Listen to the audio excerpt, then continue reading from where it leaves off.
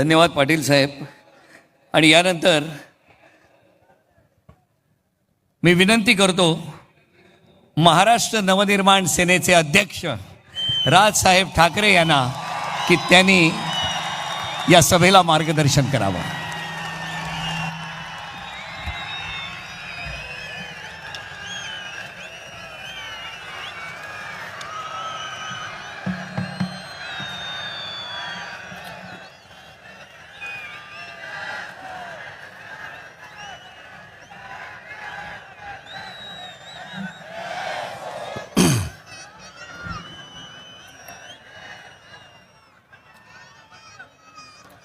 व्यासपीठावरती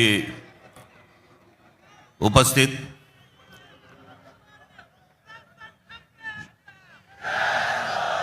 शिवसेनेचे पक्षप्रमुख उद्धव ठाकरे,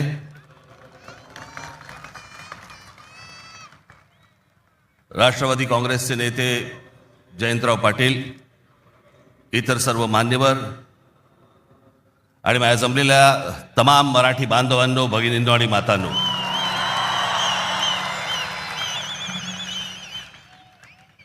खरं तर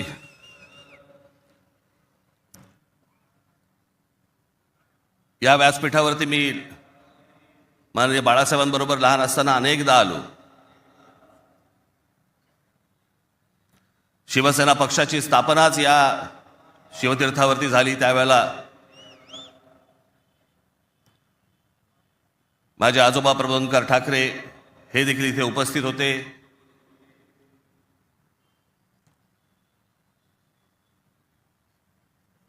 माझे वडील श्रीकांत ठाकरे हे देखील उपस्थित होते.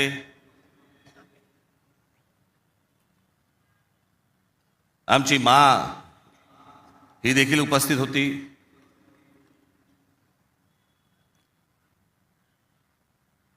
खरं आज या क्षणाला हे दोन भाऊ एकत्र आल्यानंतर आम्ही आज माझे आजोबा प्रबोधनकार ठाकरे, माननीय बाळासाहेब ठाकरे, माझे वडील श्रीकांत ठाकरे आणि आमच्या माँ आज खरं तर इथे हजर असायला पाहिजे होत्या. हे सगळं चित्र पुन्हा एकदा मराठी बांधवांसाठी, मराठी माणसांसाठी, मुंबईसाठी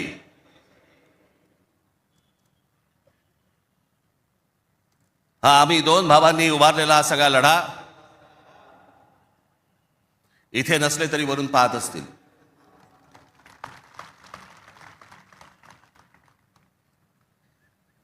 आज बऱ्याच गोष्टी मी आपल्यासाठी जरा थोडंसं घेऊन आलोय.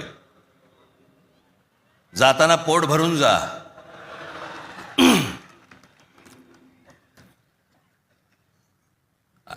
अनेक सामाजिक संस्था आहेत, मराठीवरती काम करणारे आहेत, अनेक लोक आहेत, ज्या लोकांनी अनेक दिवस आवाज उठवला या सगळ्या विषयात.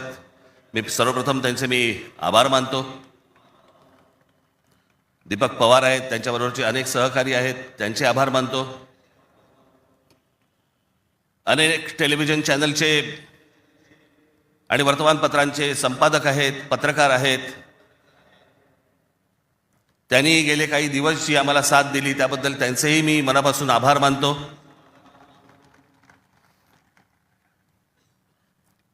खरं तर मी 20 वर्षानंतर पहिल्यांदा युती करतोय.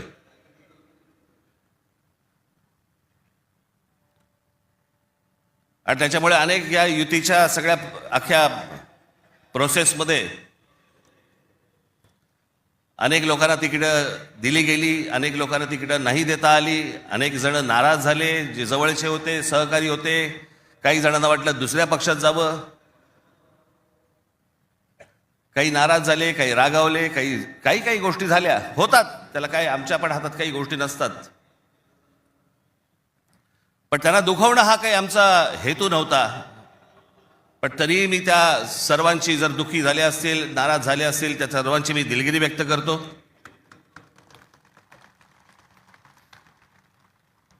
आपलेच आहेत, परत येतील. कारण जे आत्ता आहेत तेच कुठे जातील माहीत नाही. त्याच्यामुळे ते गेलेले आहेत ते येतीलच परत.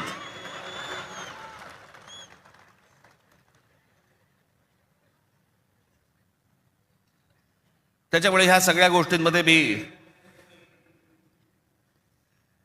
त्यांना समजू शकतो. मुळात मी आणि उद्धव आम्ही दोघेजण एकत्र येण्याचं सगळ्यात महत्त्वाचं कारण म्हणजे या मुंबईवरती आलेलं संकट. मी गेले अनेक वर्ष या सगळ्या विषयांमध्ये बोलत आलो. गेले अनेक वर्ष मी माझ्या भाषणांमधनं हे सगळे मुद्दे मांडत आलो की कशा प्रकारचा डाव रचला जातोय. आणि मग मध्यंतरी या राज्य सरकारने हिंदी सक्तीचा विषय आणला.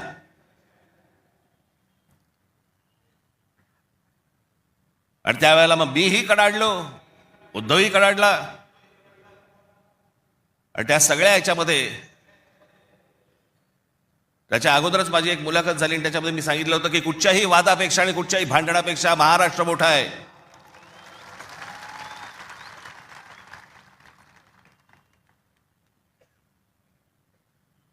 आणि मग तिकडनं ह्या सगळ्या गोष्टींची सुरुवात झाली.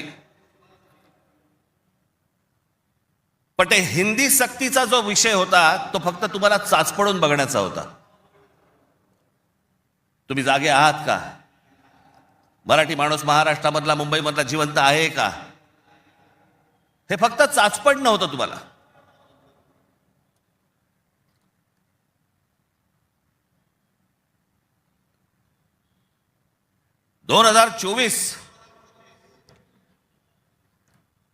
याच्यानंतर या विधानसभा निवडणुकांनंतर या सरकारला काय फेफराला माहित नाही. जे हवं वाटेल ते मनाला काय जे हवं ते करायला लागले. आली कुठून हिंमत?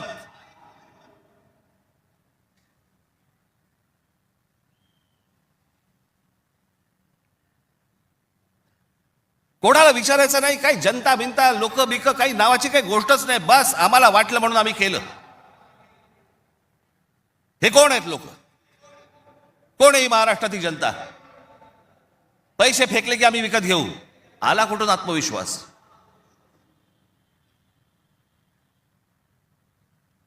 इतकी वर्ष मी आता राजकारण बघतोय. काँग्रेसची लोक सत्तेवरती होती, अनेक लोक सत्तेवरती होते, परंतु ते लोकांना घाबरून असायचे, जनतेला घाबरून असायचे. आता घाबरणं बिबरणं काहीच नाही. गृहीत धरून टाकलं तुम्हाला. कुठून येतात मतं ह्यांच्याकडे, कशी येतात, काय येतात, याचा लढा तर बाकीच्या ठिकाणी सगळ्या ठिकाणी सुरूच आहे. ते बोगस वोटर आणि ते ईव्हीएम मशीन पासून सगळ्या गोष्टी सुरू आहेत. पण ह्याच्यामध्ये सगळ्यात महत्वाची गोष्ट बघा, आता उद्दामपणा कुठपर्यंत गेला यांचा. अकोटमध्ये भाजपने एमआयएमशी युती केली. बदलापूरमध्ये भाजपने काँग्रेस बरोबर युती केली.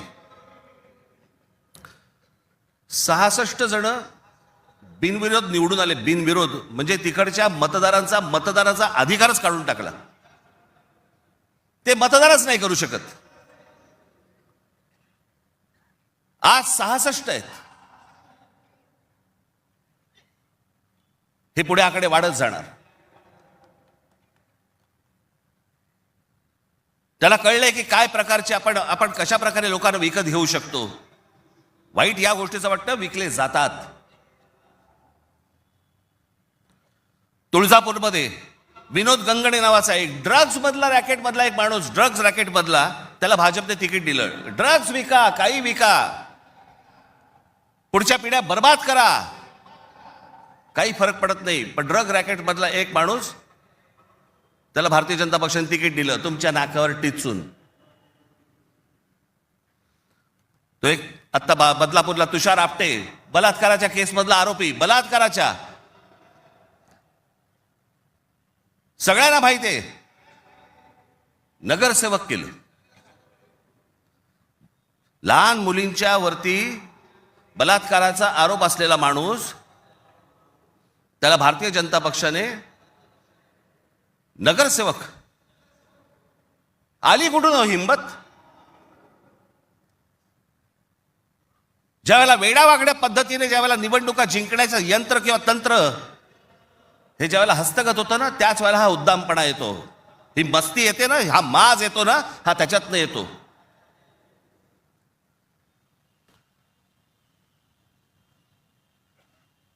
अख्खी मुंबई विकायला काढली, अख्खा महाराष्ट्र विकायला काढला, अख्खा देश विकायला काढला.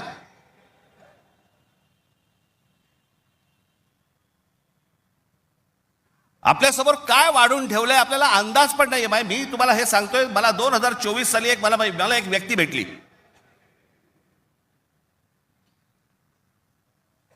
लोकसभेच्या निवडणुका झाल्यानंतरची गोष्ट सांगतोय. आणि त्यांनी मला जी माहिती दिली आणि ती माहिती दिल्यानंतर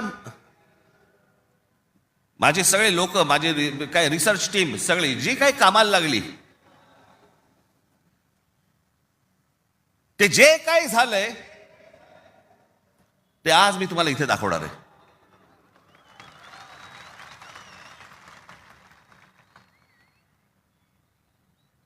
आणि मला असं वाटतं की मी आज जे दाखवणार आहे याच्यानंतर जर समजा आपल्याला भीती नाही वाटली तर मला असं वाटतं या देशात निवडणुका न लढवलेल्याच बऱ्या.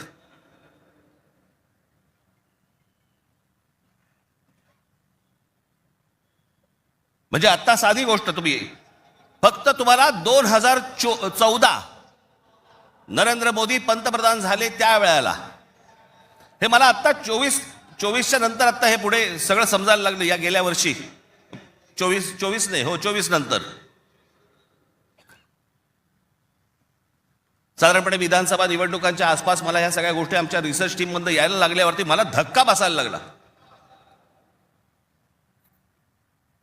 कारण आपण असे बघतच नाही कधी, आपण डोळे झाक करत बसतो आणि नक्की काय खणलं जात आहे आपल्या खालून आणि आपल्याला माहितीच नाही. याचं कारण अनेक हिंदी इंग्रजी टेलिव्हिजन चॅनल सगळं ब्लॉक करून टाकलंय. कोणी काय तुम्हाला दाखवणार पण नाही. दाखवलं की वर्ण फोन येतो, वर्ण दट्ट्या येतो, जाहिराती बंद करून टाकू. मी आता फक्त एक पहिला मॅप मी तुम्हाला भारताचा दाखवतो, 2014चा. दाखवा रे.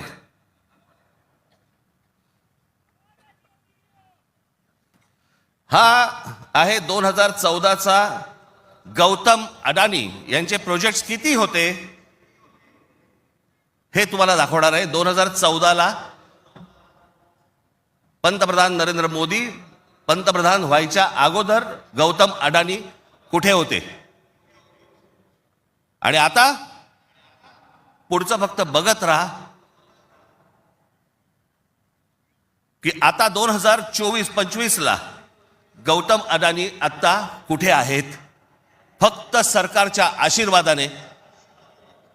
आणि तुम्हाला जर नाही धक्का बसला तर मला सांगा, जरा दाखवा.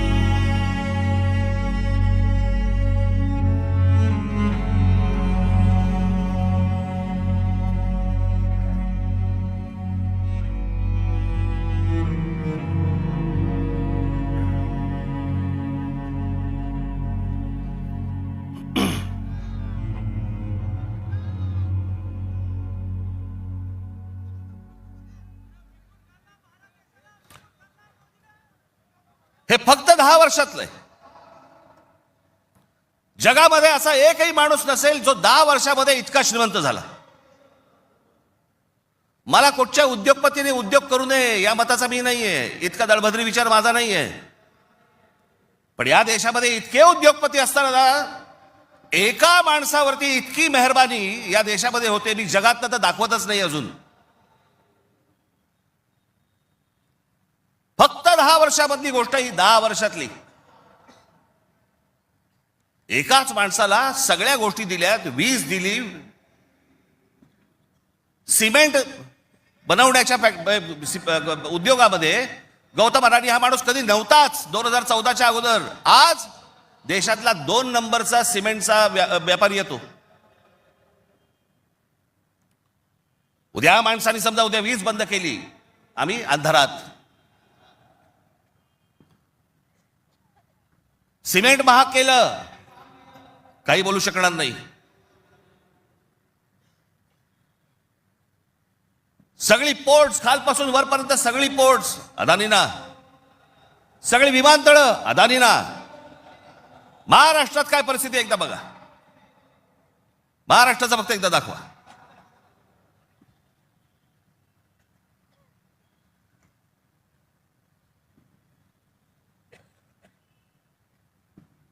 महाराष्ट्रामध्ये फक्त एका ठिकाणी 2014ला फक्त गौतम अडाणी एका ठिकाणी आहेत उद्योग. 2025ला बघा.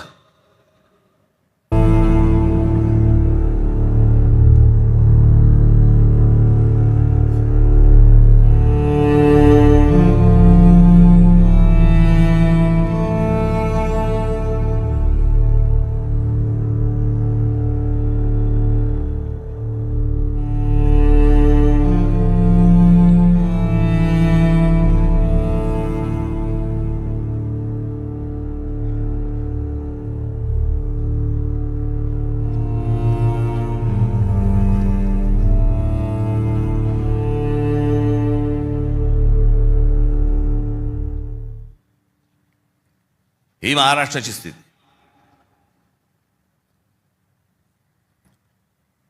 आणि मी जे सतत सांगतो ना, हा जो MMR रिजन मुंबई, या मुंबईवरती मी आता फक्त तुम्हाला वाचून दाखवणार आहे. या फक्त MMR रिजन मध्ये काय फक्त केलंय तेवढं फक्त बघून घ्या. मुंबई महानगर क्षेत्रात अदानी 29 जून 2018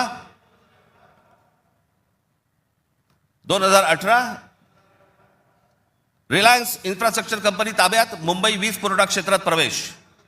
एप्रिल 2021 नवी मुंबई विमानतळाच्या कामाला सुरुवात. 2021 मुंबई आंतरराष्ट्रीय विमानतळ ताब्यात. अंधेरी पश्चिम येथील RTOची जमीन अदानी यांना 5,000 कोटींना. ऐरोली इथे डेटा सेंटरसाठी 92 एकर जमीन 1,500 कोटींमध्ये. धारावी पुनर्विकास प्रकल्प अदानींना. महाराष्ट्रात स्मार्ट वीज मीटर बसवण्यासाठी 13,888 कोटींचं कंत्राट. भांडूप कल्याण इथे मीटर्स बसवली जाणार. मुंबई आणि नवी मुंबईत हायर स्केल डेटा सेंटर सुरू करण्यासाठी महाराष्ट्र सरकारशी 50,000 कोटींचा सामंजस्य करार. मेट्रो मोनोरेल यांना अदानींचा वीज पुरवठा. सांताक्रूज आणि विलेपार्ले परिसरात केंद्र सरकारच्या विमानतळ संरक्षण दलाच्या जागांवरती 80,000 झोपडपट्ट्यांचा विकास अदानी करणार. पनवेलमध्ये टॉवर्स सेमी कंडक्टर कंपनी आणि अदानी समूह यांच्या प्रकल्पाला महाराष्ट्र सरकारची मान्यता. $10 अब्ज गुंतवणुकीचा अंदाज. धारावी पुनर्विकास प्रकल्पासाठी देवनारमध्ये 124 एकर जमीन. मुंबई उपनगरातील वाढत्या वीज मागणी पुरवठ्यासाठी वसई खाडीजवळ 209 कांदळवने तोडण्यास मुंबई हायकोर्टाची परवानगी. गौतम अदानी यांची तारापूर अणुऊर्जा प्रकल्पाला भेट. पुढच्या 10 महिन्यात खासगी कंपन्यांना अणुऊर्जा क्षेत्रात घेण्याची परवानगी देणारे विधेयक संसदेत मंजूर. रायगड जिल्ह्यातील आंबा नदीकाठी असलेल्या जेट्टी प्रकल्पासाठी 192 कोटीची गुंतवणूक. पनवेलमध्ये 1,000 एकर्समध्ये 10,000 कोटींचा रहिवासी प्रकल्प. मुंबईला वीज पुरवठा करण्यासाठी 1,660 कोटींचं काम. धारावी पुनर्विकास प्रकल्प बांधणीसाठी मुलुंड येथे 58 एकर जमीन आणि 319 कोटी मिळाले. धारावी पुनर्विकास प्रकल्प बाधितांसाठी कुर्ला मदर डेअरीची 20 एकर जमीन 57 कोटीत मिळाली. 124 एकरचा आणि 36,000 कोटींचा गोरेगाव पश्चिम येथील मोतीलाल नगर पुनर्विकास प्रकल्प अदानींना मिळाला. MIDCने तळोजा येथे 400 एकर नंतर आणखी 159 एकर जमीन दिली. बांद्रे रेक्लेमेशन पुनर्विकास प्रकल्प 24 एकर 30,000 कोटींमध्ये मिळाला. पालघर डहाणू येथे अदानी वीज प्रकल्प. अदानी नवी मुंबईत सेमीकंडक्टर प्रकल्प सुरू करणार. वसई येथील तुंगारेश्वर अभयारण्यातील जमीन अदानी इलेक्ट्रिसिटीला. टिटवाळा, मोहने, आंबिवली शहरात येथील अदानी सिमेंट फॅक्टऱ्या. वाढवण येथे बंदर उभारण्यासाठी अदानी समूह उत्सुक. महाराष्ट्र सरकारशी सामंजस्य करार. वाढवण येथे विमानतळ उभारण्यासाठी अदानी समूह उत्सुक.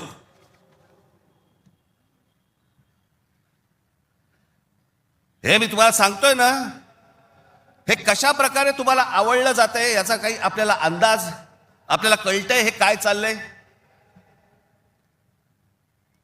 आता हा सगळा वाढवणला आता बंदर येतंय म्हणून मी म्हटलं बंदर येत असेल चांगली गोष्ट आहे महाराष्ट्रात. बाजूला विमानतळ कशासाठी तर म्हणे मुंबई विमानतळावरचा सगळा कार्गो तिकडे नेणार.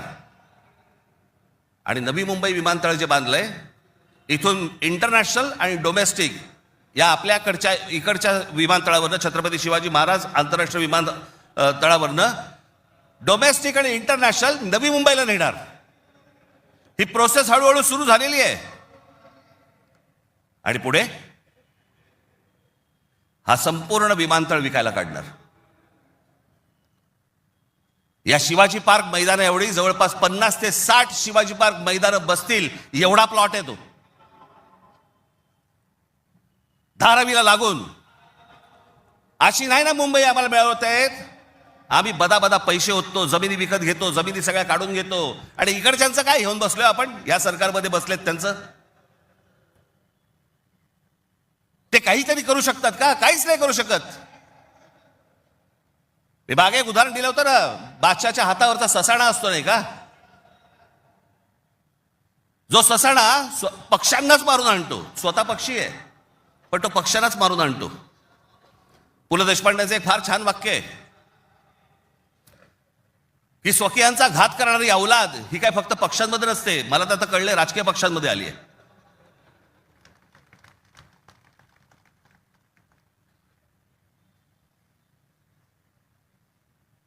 डोक्यात गेली सत्ता, डोक्यात. हा जो भूगोल आहे ना, हा भूगोल नीट समजून घ्या. हे वाढवण बंदरापासून तिकडे वरती जे आहे ना त्याला लगेच लागून गुजरात आहे. यांचं पहिल्यापासूनचं डोक्यामध्ये जे होतं ना की मुंबई गुजरातला न्यायची. मग मुंबई गुजरातला न्यायची असेल तर काय करायला लागेल? पालघर जिल्हा ताब्यात घ्यायला लागेल, ठाणे जिल्ह्याचा भाग ताब्यात घ्यायला लागेल, या MMR रिजनचा भाग ताब्यात घ्यायला लागेल, तर मुंबईपर्यंत पोहोचता येईल. माणसं पहिली बदा तिकडे टाका, त्यांचे मतदारसंघ फोडा, मराठी माणसांना फोडा, हे मतदारसंघ ताब्यात घ्या आणि त्याच्यानंतर सांगा अरे खासदार तर आमचाच, आमदार तर आमचाच, नगरसेवक पण आमचाच, महानगरपालिका ही आमच्या हातात. हे सगळं करून मुंबई गुजरातला कशी जोडता येईल याच्यासाठीचे हे सगळे लॉंग टर्म प्लॅन सगळे सुरू आहेत. आणि आम्ही भेसावत, आमच्यामध्ये जातीपातीमध्ये भांडणं लावली जात आहेत. हा मराठा, हा OBC, हा अजून कोणी. एकदा मुंबई हातात गेली ना बाबांनो, महाराष्ट्र झारखंडपेक्षा काही वेगळा करणार नाहीत. हे मुंबई ही तुमची राजधानी आहे, मुंबई ही तुमची ताकद आहे. पण जो मस्तवालपणा जो अंगामध्ये शिरलेला आहे यांच्या, की आम्ही काहीही करू, कुठूनही मतं आणू, जे यांनी विधानसभेला केलं तेच करण्याचा हे आत्ता पण प्रयत्न करणार. आमच्यावरती भ्रष्टाचाराचे आरोप करतायत. काय बोलताय काय तुम्ही? देवेंद्र फडणवीस ज्यावेळेला मुख्यमंत्री होते त्यावेळेला यांनी छगन भुजबळांना जेलमध्ये टाकलं होतं, हो की नाही? आता मांडीला मांडी लावून बसलेत. अजित पवारांचे बैलगाडीभर पुरावे घेऊन गेले होते. काय किती 70 का 80 हजार कोटीचा काहीतरी घोटाळा, त्याच्याबद्दल पुरावे बैलगाडीतनं घेऊन गेले होते. आता काय सांगतायत? कोर्टात केस आहे, पुरावे असतील तर त्यांना अटक होईल. अरे मग तुम्ही पुरावे दिले होते ना, द्या आता कोर्टात. ही सगळी बाहेरून सगळी माणसं आणायची, इथे भरायची, तुमचा टक्का कमी करायचा, तुमचं अस्तित्व घालवायचं. इथे येऊन ह्याची माणसं मिळणार, इथे उत्तर भारतातलं माणसं येणार आणि म्हणणार इथे तुम्हाला. काल एक कोणतरी उत्तर भारतातला माणूस बोलत होता म्हणे, मुंबईमध्ये म्हणे नोकऱ्या जर घ्यायच्या असतील महानगरपालिकेमध्ये तर इथल्या स्थानिकांना, उत्तर भारतीय लोकांना दिल्या पाहिजेत. हे बाहेरून येणारे म्हणे कोल्हापूर, सातारा, सांगलीवरनं येणारी माणसं हे बाहेरच्या लोकांना द्यायची नाहीत म्हणून. बाहेरची लोक म्हणजे आमच्या सातारा, कोल्हापूर, सांगलीमधनं येणारी आता हे बाहेरची लोक झाली आणि हे आतले.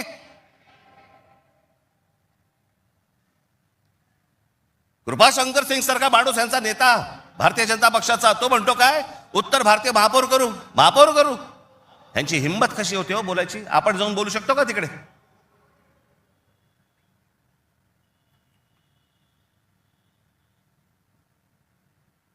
याचं कारण तुम्ही एकत्र येऊच नाही, याच्यासाठीचा बंदोबस्त यांनी केलेला आहे. म्हणून काय करायचं, पैसे टाका, माणसं फोडा.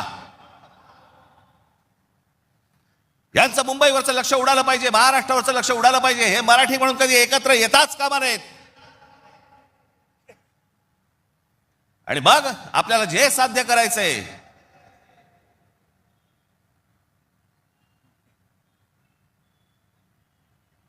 जी लोक येत आहेत ती लोक तुमच्यावरती उड्या मारतायत,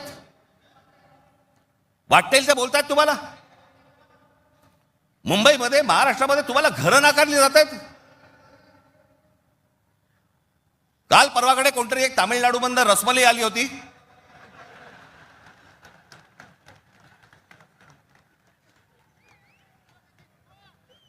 तो सांगतो मुंबईचा आणि म्हणजे महाराष्ट्राचा संबंध काय? भडव्या, तुझाच काय संबंध आहे इथे याचा?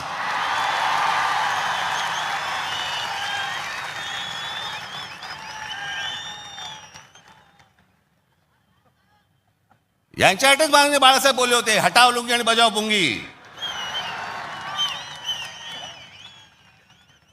आज अनेक दाक्षिणात्य इथे राहत आहेत, अनेक जैन मारवाडी इथे राहत आहेत,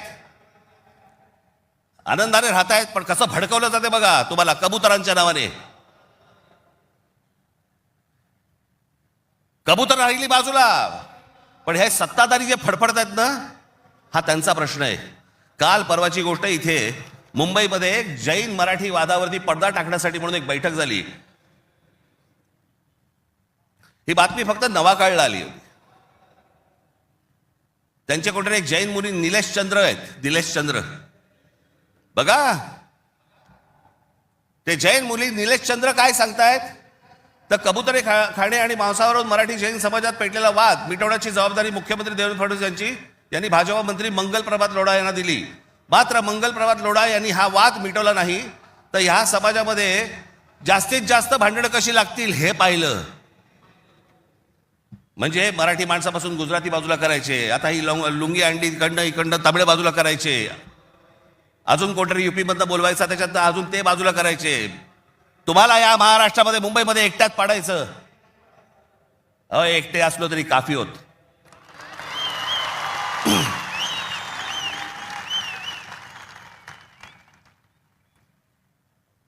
नको त्या वादात जाऊ नका. आमच्या यांच्या गुजरातमधनं बिहारी लोकांना ज्यावेळेला हकलवले, त्याच्या बातम्या नाही होत.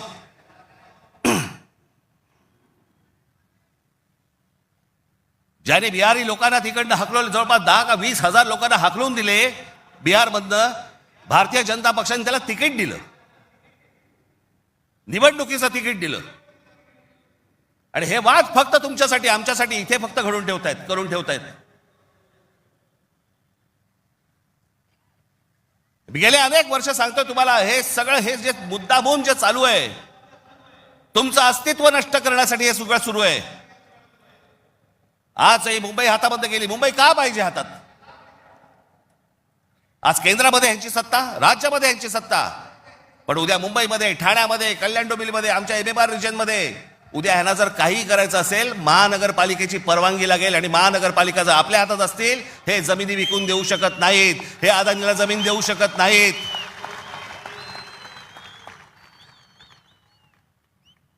ही गोष्ट ते करूच शकत नाहीत. हा धोका काय होता ना बाबांनो, मी फक्त वेळ कमी आहे, परंतु मी आपल्याला एक धोका, हा किती वर्षांपूर्वी आमच्या बाबासाहेब आंबेडकरांनी, आमच्या बाबासाहेबांनी मांडलेला तुम्हाला फक्त एक गोष्ट वाचून दाखवतो, जी मी 2008ला वाचून दाखवली होती. बाबासाहेबांनी काय त्यावेळेला मांडलं होतं हे तुम्हाला आज कळेल. मी काय सांगतोय तुम्हाला ते. उत्तर प्रदेश आणि बिहार यांच्यासारखी राज्य निर्माण करून हे बघा, हे पुस्तक आहे भाषिक राज्य पुनर्रचना मीमांसा. आपल्याला कुठे मिळालं तर आपण जरूर वाचा. उत्तर प्रदेश आणि बिहार यांच्यासारखी राज्य निर्माण करून राज्य पुनर्निर्माण मंडळाने केवळ तौलनिक विषमता निर्माण केली एवढेच नव्हे, तर उत्तर भारत आणि दक्षिण भारताचे दोन तट निर्माण केले. उत्तर भारतात हिंदी भाषेचं प्राबल्य आहे, उलट दक्षिण भारतात हिंदीशी संबंध नसलेल्या भाषा बोलल्या जातात. मला खरं तर आपल्याला सांगायचं आहे की युपीच्या आणि बिहारच्या लोकांनी पहिल्यांदा नीट समजून घ्या, बाबांनो, हिंदी ही तुमची पण भाषा नाही.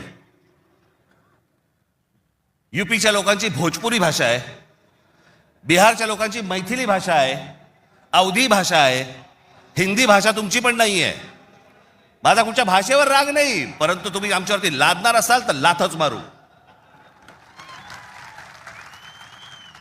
हिंदी भाषिकांची संख्या किती मोठी आहे याची बहुतेक कोणालाही दखल नाही. भारताच्या एकूण लोकसंख्येच्या 48% लोकसंख्या ही हिंदी भाषिक म्हणजे त्या भागाची आहे. माझ्याकडे घटना निर्मितीचे काम होते त्यावेळी एक गुपित घटना मी नमूद करू इच्छितो. अर्थात गुपित भंगाचा आरोप माझ्यावरती येणार नाही अशी अपेक्षा आहे. काँग्रेस पक्षाच्या एका बैठकीतील हे गुपित आहे. हिंदी ही राष्ट्रभाषा म्हणून स्वीकारण्यासंबंधी ही चर्चा होती. घटनेचे 115वे कलम राष्ट्रभाषेसंबंधी आहे. या कलमावरती जेवढी गरमागरम चर्चा व्हायला झाली तेवढी इतर कोणत्याही कलमावरती झाली नाही.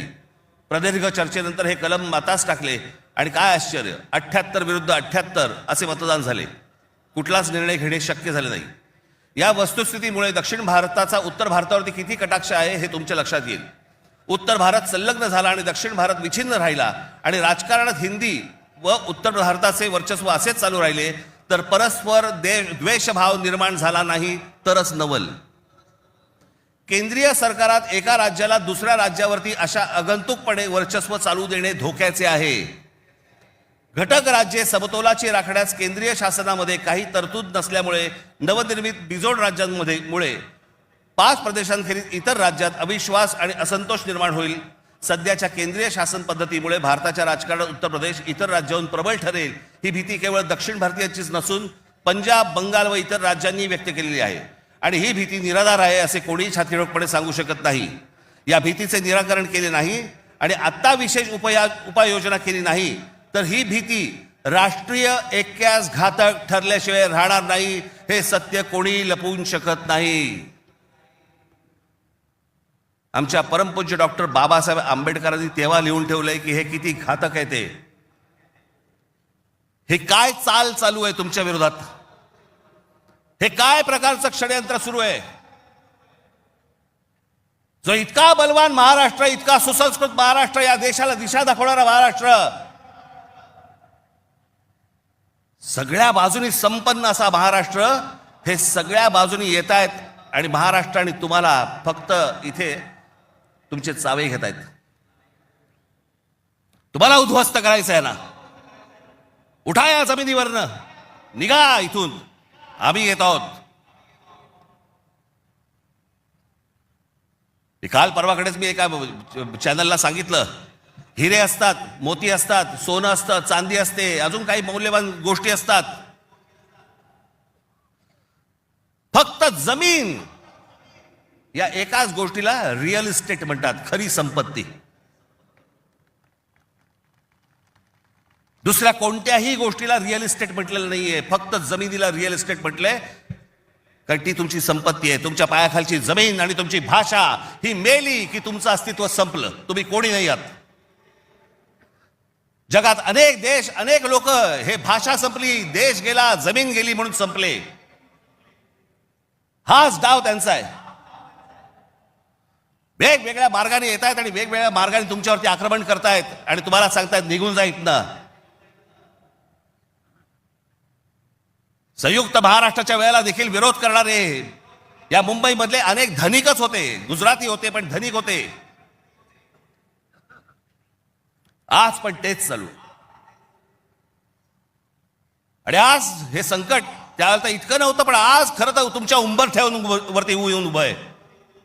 कधी तुमच्या दरवाजावरती टकटक होईल तुम्हाला पण कळणार नाही, कधी तुम्हाला इथनं बाहेर काढतील तुम्हाला कळणार पण नाही. आज मुंबई, उद्या ठाणा, कल्याण डोंबिवली, सगळे सगळे भाग, उद्या पुणा, नाशिक,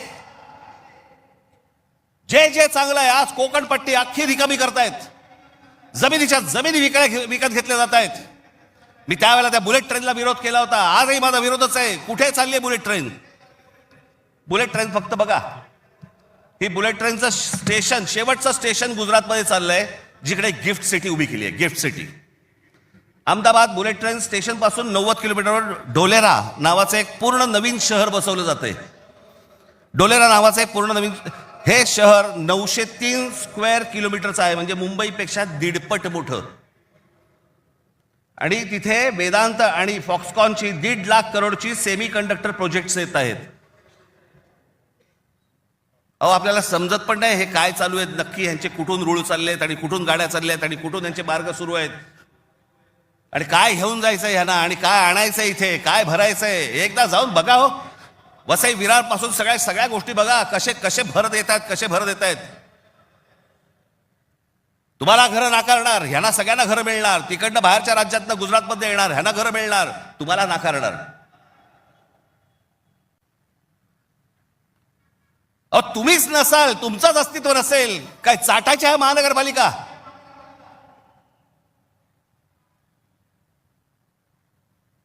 काय उपयोग आहे या गोष्टींचा? आम्ही भले आमच्या वचननाम्यामध्ये सांगितलेल्या अनेक गोष्टी आहेत ज्या उत्तम करू, उत्तम शहर करू, चांगल्या गोष्टी करू.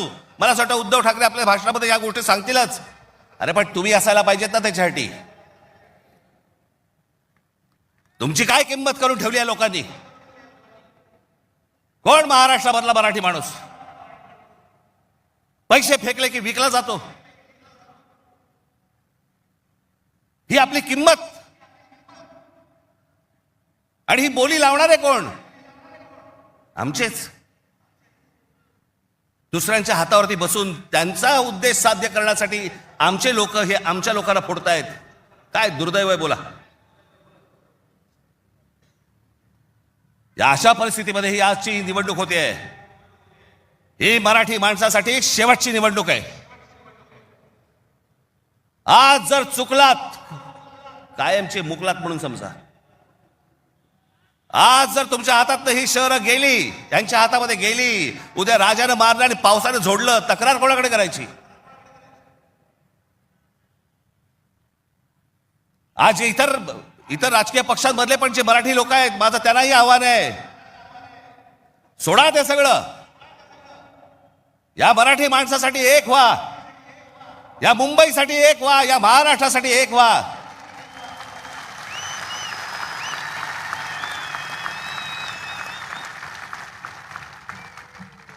ज्या इतक्या वर्षांच्या परंपरेने, इतक्या लोकांच्या तपश्चर्याने ही मुंबई महाराष्ट्राला मिळाली. 107 आमचे हुतात्मे गेले. उद्या मुंबई गेली तर त्या पुतळ्यानंतर काय अर्थ उरतो? आणि पुतळे काय म्हणतील ते? आमचा मराठी माणूस बेसावध राहिला आणि म्हणून आम्ही मिळवलेली मुंबई आम्हाला गमवावी लागली. आज तुमच्यासमोर ही सोन्यासारखी संधी आलेली आहे. आम्हाला सत्ता काय, सत्याचं काय करू? सत्तेशिवाय पण आज पण लाथा मारल्यात ना. अनेक अंगावर आले, त्यांना तुडवलेच ना. पण तुम्हाला ह्यांचा मास, या सगळ्या लोकांचा, सत्ताधाऱ्यांचा तुम्हाला उतरवायचा या निवडणुकीमध्ये. कुठेही बेसावध राहू नका. माझी आपल्याला सगळ्यांना एक फक्त सांगणं आहे, हे ईव्हीएम मशीनवरती लक्ष ठेवा. दुबार मतदार सकाळी 6 वाजता, मला जेवढे काय BLA नेमलेले आहेत, सकाळी 6 वाजता तिकडे सेंटरवरती पाहिजेत दोन्ही पक्षांचे. आणि दोन्ही पक्षातले जे सगळे लोक आहेत यांना फक्त मी एकच सांगतोय, बाबांनो, आता आपल्यातलं काही वाद नाही. आता खरी लढाई त्यांच्याशी आहे.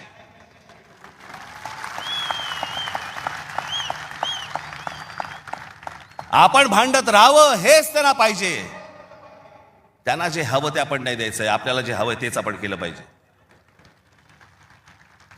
आणि म्हणून तिकडे आपल्याला जातात एवढंच सांगेन की सतर्क राहा, बेसावध राहू नका. आणि जर दुबार मतदार जर तिकडे आला, सकाळी 7 वाजता फोडून काढा.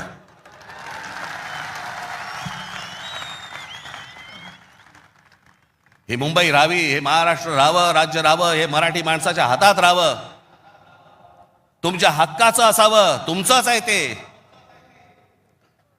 आणि मला असं वाटतं की जो लढा आजपर्यंत मराठा साम्राज्याने दिला, तो लढा आज तुम्हाला, आज सगळ्यांना, तुम्हाला, आम्हाला सगळ्यांना करायचा आहे. हा महाराष्ट्र वाचवायचा आहे, महाराष्ट्र समृद्ध करायचा आहे, ही आपली शहरं समृद्ध करायची आहेत, ही मुंबई आपल्याला वाचवायची आहे, ही मुंबई कदापि आपल्याला कुठेही गुजरातला राहून द्यायची नाही आहे.